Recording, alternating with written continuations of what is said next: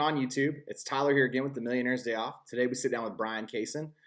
Bryan has been in sales for over 30 years. He's done sales training, corporate trainings. He helps just build leaders for tomorrow, and he does a really good job with it. He's also my dad, so it was a very, very cool experience for me to have with him. So I hope you guys enjoy the video, and we'll catch you guys at the end. Thank you.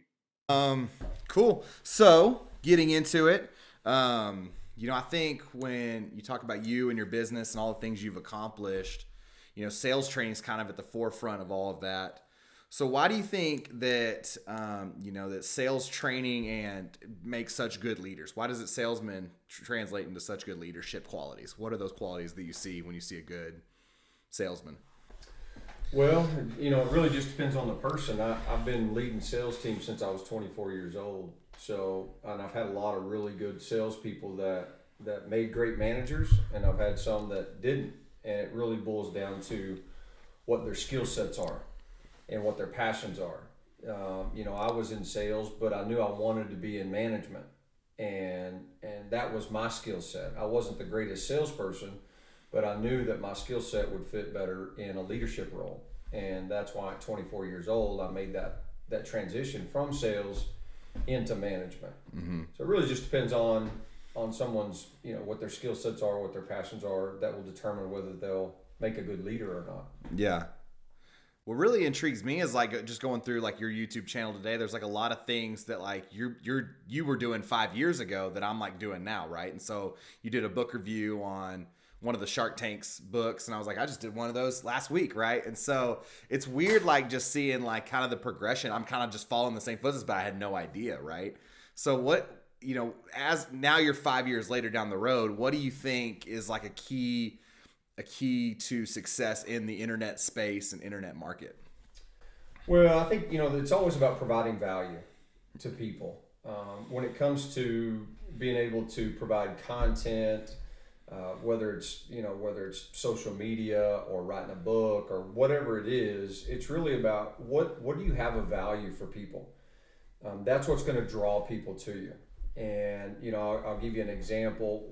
When I first started, when I left the corporate world and started doing the training and coaching, everybody kept telling me you need to write a book, mm-hmm. right? You'll be an expert. And I'm I'm not that guy. I've read some of those books, and I didn't want to write a book unless I really felt like I had something of value, something different, something that could help people. And as I started traveling the country, consulting and training, I kept getting asked the same question. Well, they were like, well, how did you do it? How did you build sales teams that were so successful? And at that time, I really didn't have an answer for them. You just kind of get into a job or into a career and you just figure it out, right? And I was young when I started, so I made a lot of mistakes.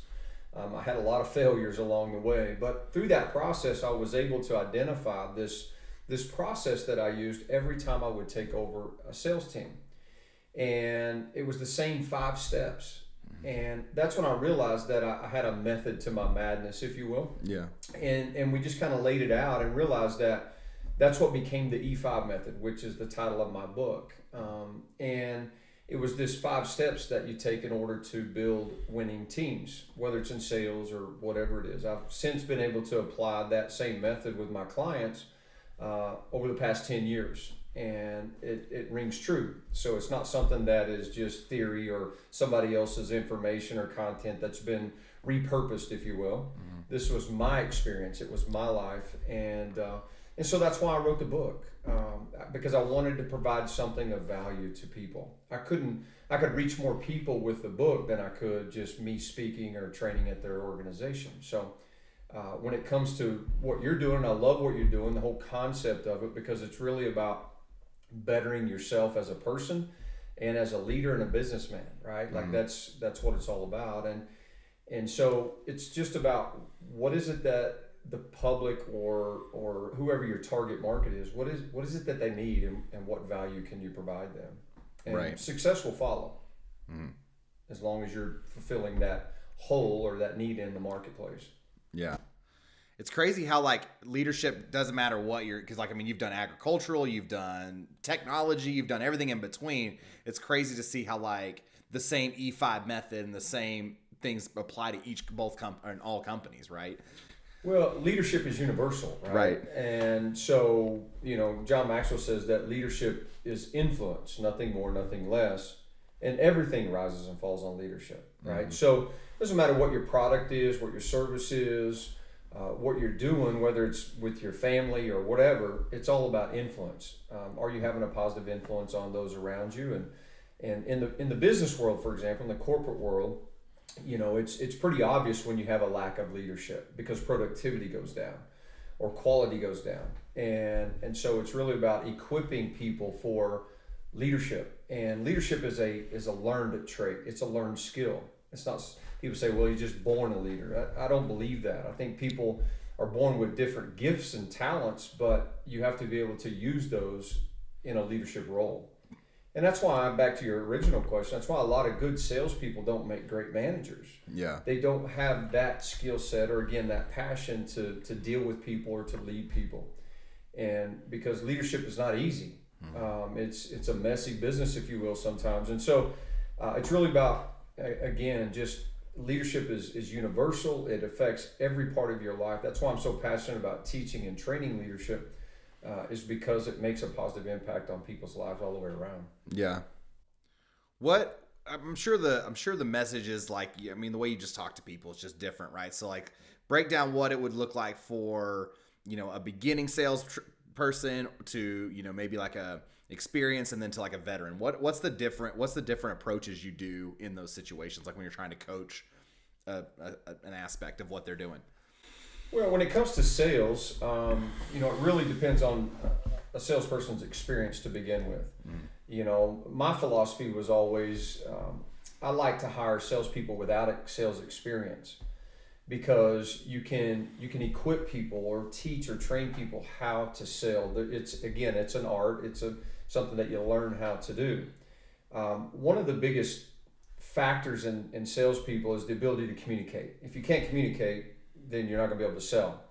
And so one of the first things that we do when it comes to sales training is teach people to understand the different personality types and how to communicate with people in a way that they want to be communicated with. Because we don't all communicate the same way, but we like people or we're naturally drawn to people. We naturally trust people that communicate the way that we communicate. So, in our Sales Pro Academy, our training, that's one of the things that we talk about is how do you understand the different personality types? No matter which, personality assessment you use. We use DISC. Right. But there's a lot of them out there. But at the end of the day, they're all basically the same concept in that fact that we all have 4 basic personality DNA traits, if you will, but we're dominant in 1 or 2 of those. And so, for example, in the DISC assessment, if you're a high D, then that means your communication style is very direct. Mm-hmm. You don't really spend a lot of time small talk, you get to the point. Well, as a salesperson, if you have a customer like that and you're spending a lot of time small talking, then you're not connecting with them. Right. And so you need to learn how to communicate with the personality types. We call it the chameleon effect. Mm-hmm. How to get outside of who you are and communicate with people in a way that they want to be communicated with so that you can effectively connect with them and get your point across or explain your product or whatever it is you're trying to do. So communication is one of the biggest keys to that. Yeah, I think one gift, you've always had is just the gift of the gab, right? You could talk to anybody about anything. It's the craziest thing. I always remember that time we were in Austin and there were like these 4 businessmen just shooting pool, doing nothing. You like became best friends with them in 30 minutes. So like, it's crazy to think that like, that's like, because to me, that's just very vague, right?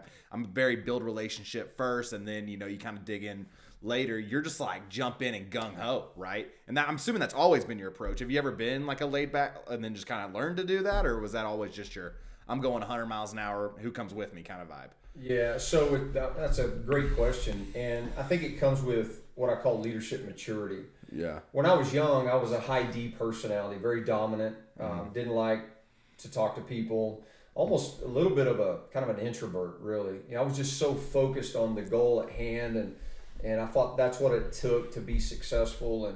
And as a young leader, that's one of the mistakes that I made is, I was trying to drive the train myself as a high D personality when the only way to really be effective is to build those relationships and get people to come on board with you, right? That's the difference between a boss and a leader, right? A boss tells people what to do, and a leader says, hey, come with me. And again, that was just my lack of maturity as a leader and understanding that. But the ability to just communicate with anybody, anywhere, a lot of that depends, again, on your motives, right? Are you connecting with people just to get to know people? Yeah. Or are you connecting with them to try to get something from them? And people can always sense that, right? That's one of the big mistakes salespeople make is they're always trying to sell something all the time when you gotta earn the relationship first. You know, I've always said that, especially in sales, you can never ask for a commitment that's greater than the relationship. And so, if you really think about that phrase, there's a lot of meaning to that, and in the fact that you, as a salesperson, for example, if you don't take the time to build the relationship and do it from a heart of purity, right? Like really get to know them and care about them and their needs and their wants, whatever it is, and trying to help them, then they sense that. And they sense that you're just trying to take something from them instead of trying to give something to them, a value. And so, again, it's a lot about motive. But my ability to just connect with people now is just more, I understand that everybody has something to give in relationship, whether I know them or not. So I try to meet, I do a lot of traveling over the past 10 years. I've spent more time in airports than I have anywhere else. And so I had a lot of opportunities just to talk to people, and just get to know them and meet them. And funny thing is, you end up developing relationships that sometimes they turn into business and sometimes they just turn into other friendships or whatever. Yeah. But you just have to be open to that fact that everybody has something to give you. It could be a word of advice, it could be encouragement, a lesson learned, whatever it is. Yeah. But that's my motive in meeting people is I know that they have something for me and I probably have something for them. So I'm always looking for those opportunities to, give back, encourage people or whatever. Okay. Cool. As they always say, leaders are readers. So what books are you reading right now? Oh, well, every year since it's December, every year I try to come up with my, kind of my phrase for the year or my word for the year, something that kind of keeps me focused on growth and development. And this year, my word is execution. With the current situation I'm in, the team that I'm leading, it's really about being able to execute. And so I'm reading a book called Flawless Execution by James Murphy. He was a fighter pilot, and he's got an incredible story, but he talks about the importance of flawless execution. And so, again, in my own personal life and my business life, this year, my theme is execute. Okay. Get it done. Yeah. All right. What was last year's?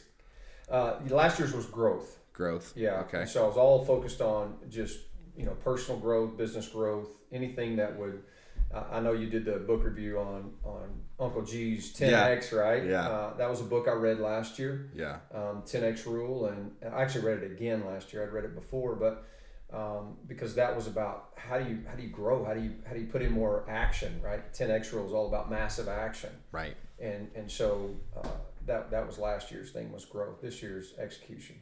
What are the books that like you think are, because I definitely think there are like rereadable books, right? So I was thinking about John Maxwell's like 21 Unrefutable Laws, right?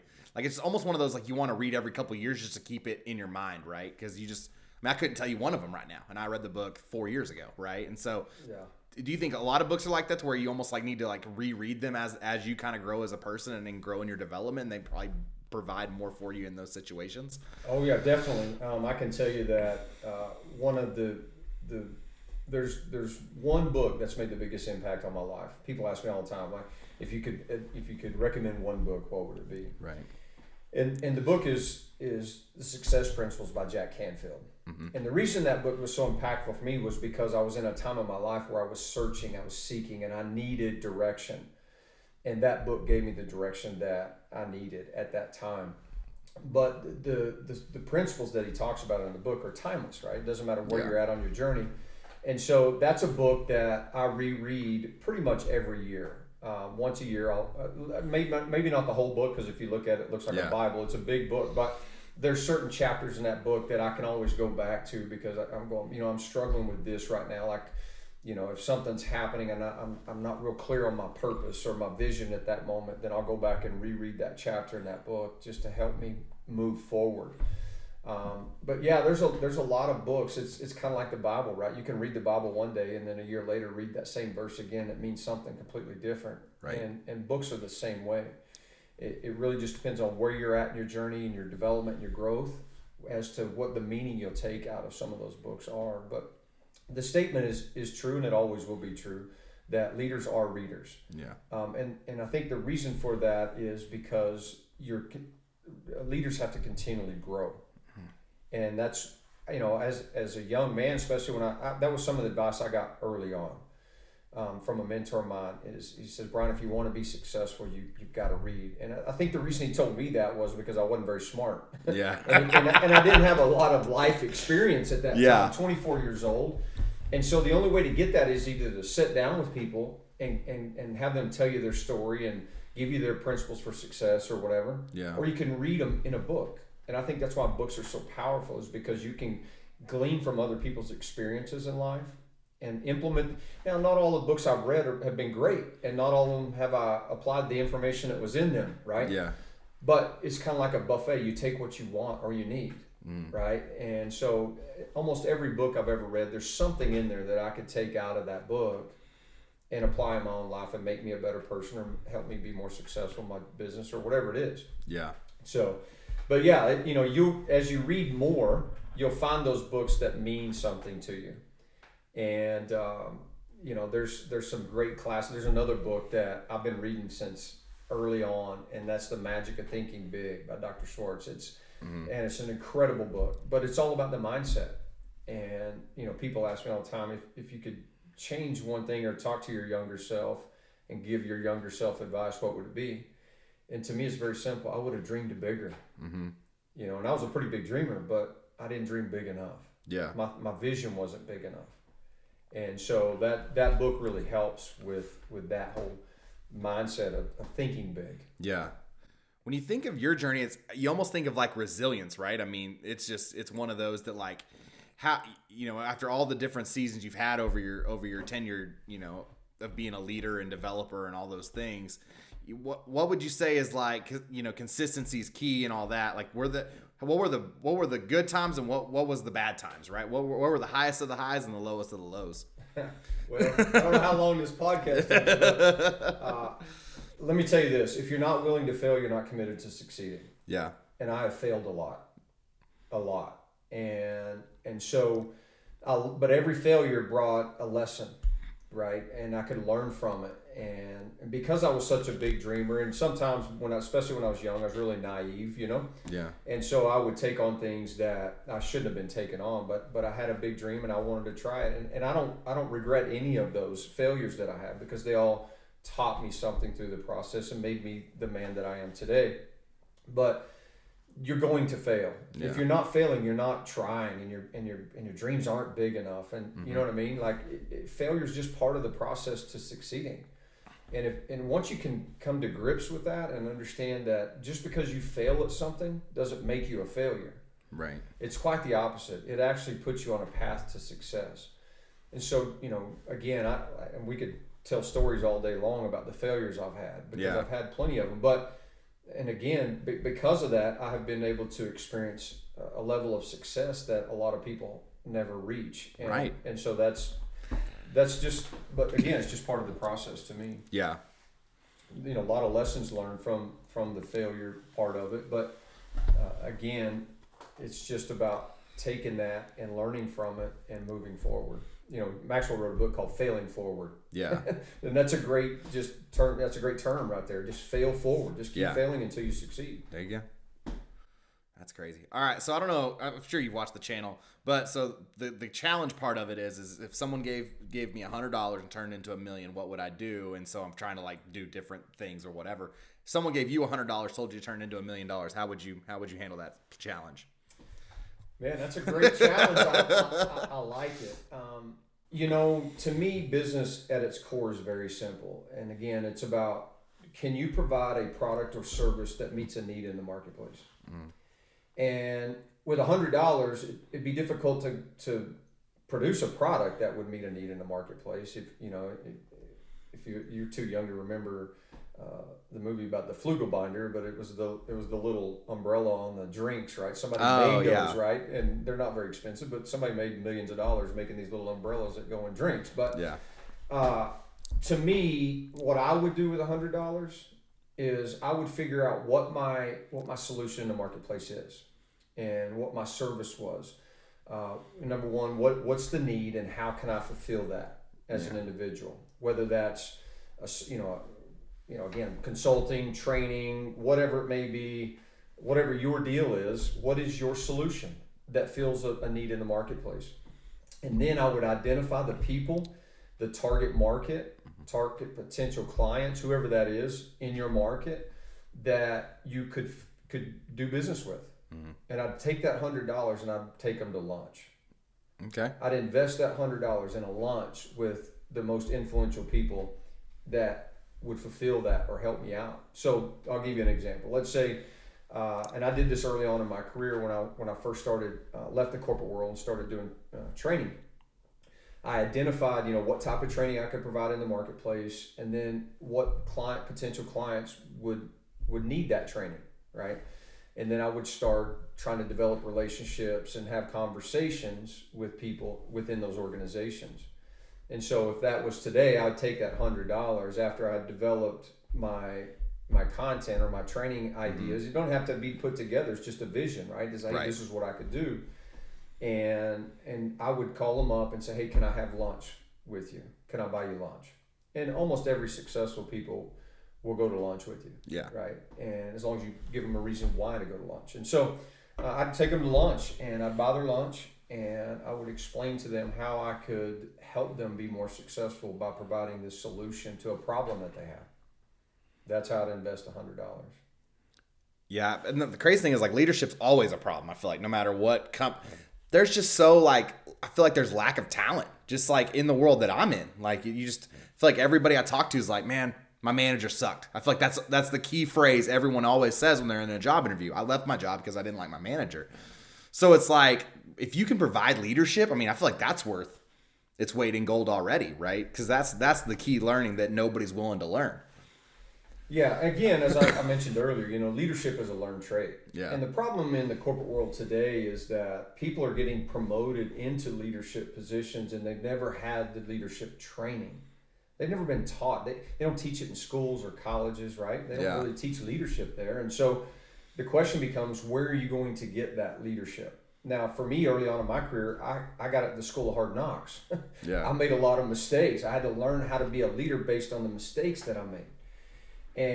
And so now, these people, especially young people getting promoted into, leadership roles, all these corporations, as you mentioned earlier, I've had the privilege of working with, large organizations with, thousands of employees or even small businesses.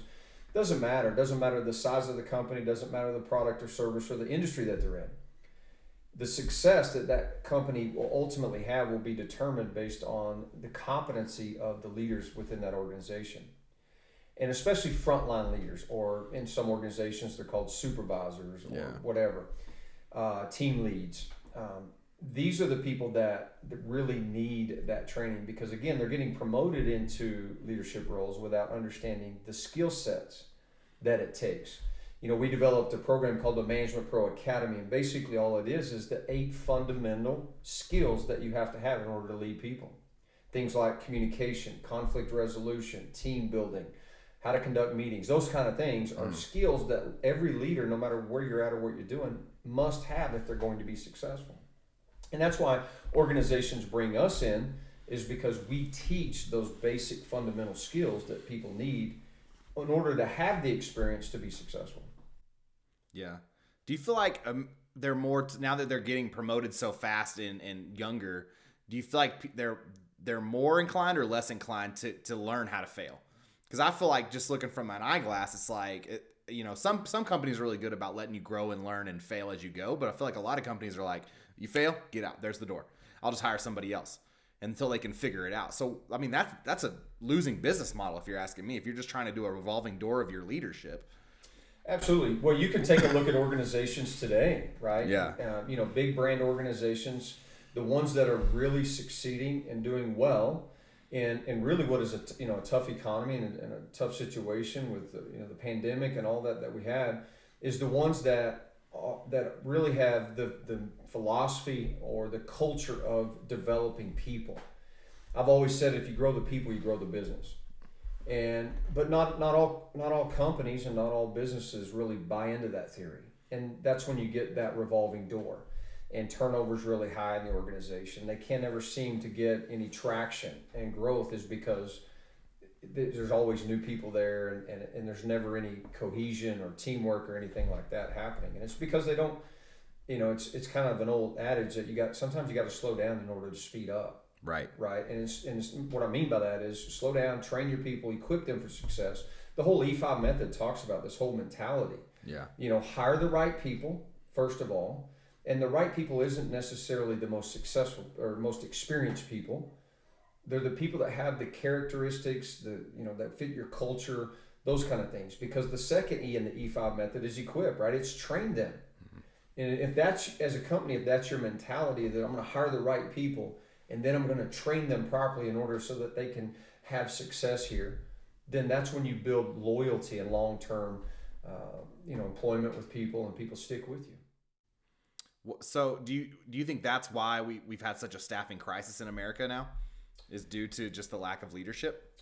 I think that's a lot of it. On the other end of that is, the mentality of today's worker entering the workforce. We talk a lot about generational gaps, right? Jody Holland, a friend of mine, we co-authored a book together called Managing the Millennial Sales Professional. Jody's done a lot of really good work on the generations and generational gaps. And I learned a lot through that process and understanding that, me, for example, I'm 51 years old. And if I have a salesperson on my team, or I'm leading a team where a salesperson is 21, 22 years old, they think different than I do. Yeah. And so I have to learn how to, connect with them and learn how they think and what their communication style is and all those things.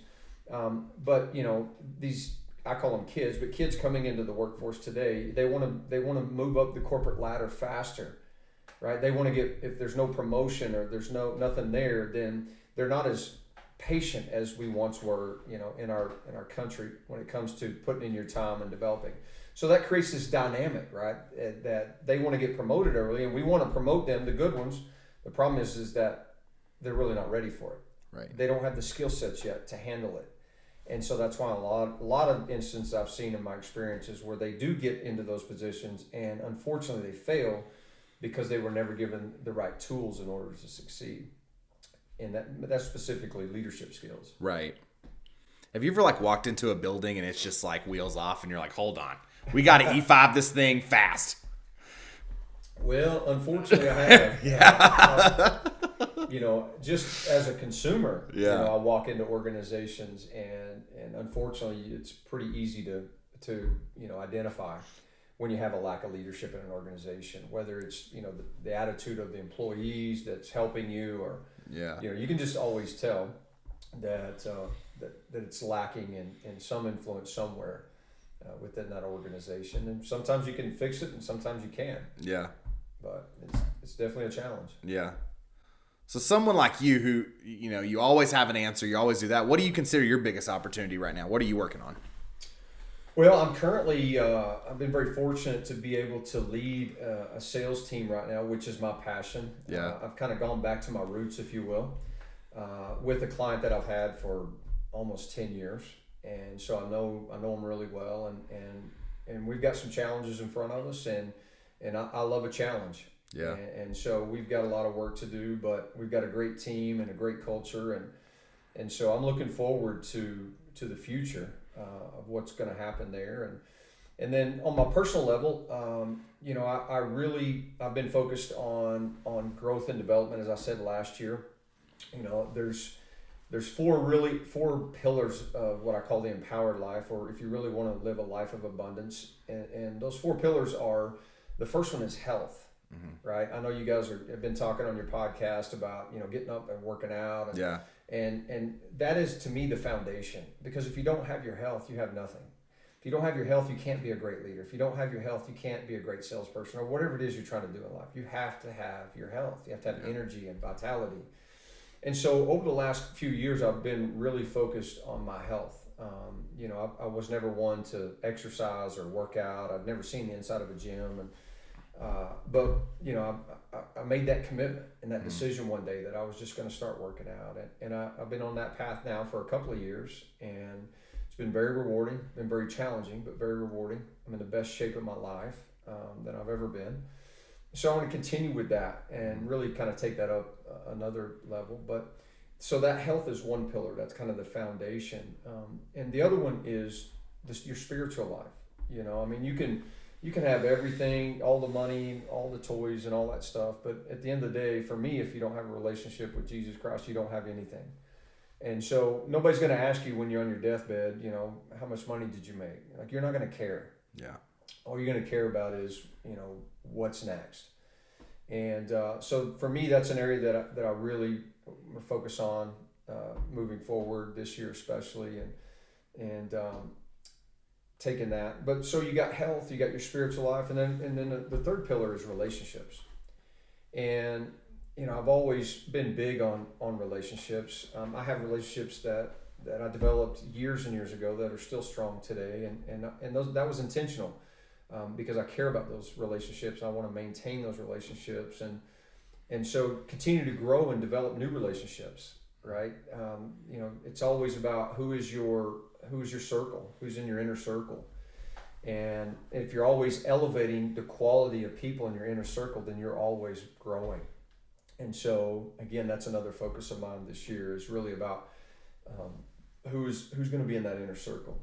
Who are those relationships that I need to develop this year? And then, of course, the last one is your career, your job, or your finances, whatever. Right. And again, that's something that we're always working on, always trying to figure out how to diversify, make more money, do different things, and so that's kind of always been, those four things are really all my goals, all my activities, everything is derived around those four things. Yeah, it's crazy. I've only been working out for 6 weeks, and so I wake up at 4 every morning. I read for about 30 minutes, and I go work out.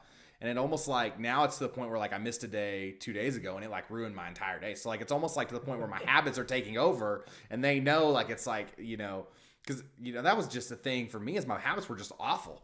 Yeah. I didn't have a system in place or anything. So it was just like every day off I had, or every moment I had that wasn't involved in work or marriage or anything like that, it was just wasted time, basically. And so when you're trying to maximize those, you try to enforce new habits. So it sounds like working out was one, a habit that you needed to get. Were there any other habits that you needed to get to complete all four of those pillars like you were talking about? Well, again, in the health part of it, you can work out all you want, but if you don't eat right, it doesn't help a whole lot. And so I had to learn how to eat better.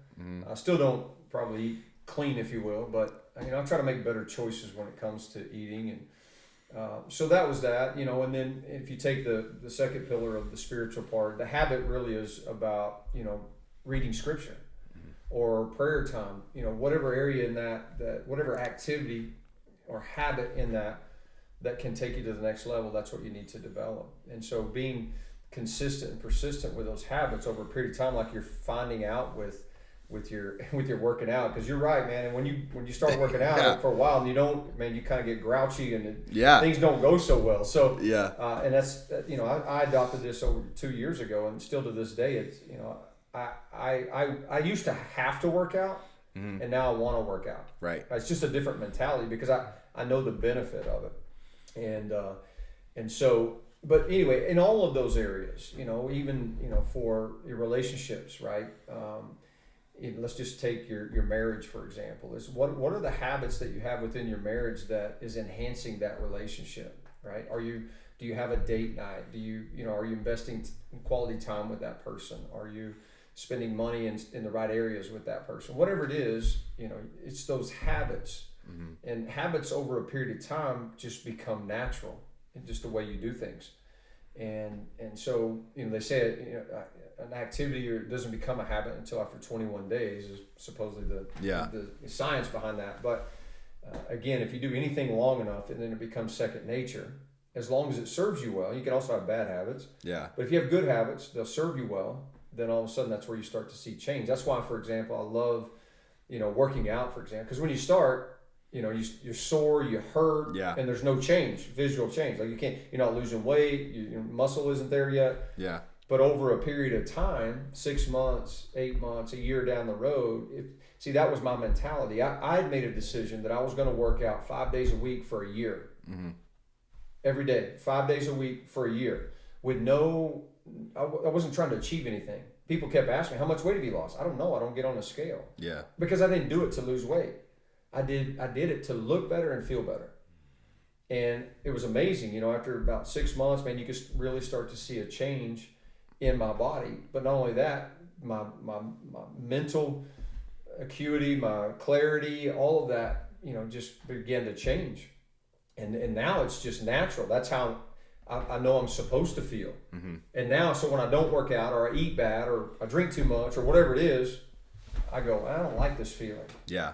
I want to go back to that. Right. And so that's what draws you back to those good habits, That's crazy. So what do you think the key to every sale is? Just building a connection with somebody? Well, yeah, I mean, that's building a connection is important, but at the end of the day, nobody's going to buy anything unless the value is perceived to be more than the cost, right? So in other words, you've never bought anything in your life if you felt like it was too much money. Right. And so the key to sales is making sure that you know how to build enough value to justify the cost. And so whether it's a service, a product, whatever it is, nobody is going to say yes to your product or buy your product or service unless they feel like that the value is greater than the cost. So you have to know how to build that value. That's the key to success in sales, in my opinion. No, that's it, huh? Keep doing what you're doing, man. It's good stuff. Dude, I love it. It's just better. It's just better than, we were talking about earlier about, doing all those pillars. I've learned, or what I'm starting to learn is like, as long as I'm like 100% where I'm at, then none of the like lingering shit happens. You know what I mean? So like, if I'm at work, I need to be 100% at work, and I've seen better results in my work. Mm-hmm. When I'm doing marriage time, I'm 100%, right? So instead of me sitting there just watch TV, I'm, taking out the trash or, cleaning the dishes or whatever I can do to help prevent, further the marriage. I mean, that's just, so it's crazy, like, just to think that, like, that, and then you start spending time with people like this. Because I think spending time with people like you and Curtis and, Zach, I mean, it's just a different mentality set than what I was doing. Yeah. Well, I had an old mentor, country guy, a friend of mine, tell me something one time. He said, if you hang out in the barbershop long enough, sooner or later you're gonna get a haircut. Yeah.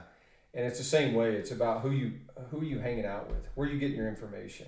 Yeah. Right. And so, I love this podcast because it's really about putting a venue together where people can come and elevate their sphere of influence. Right. Right. Every week you can tune in and get hopefully some nuggets from people that have been there, done that, or going to where you want to go, or trying to achieve something that you're looking to achieve.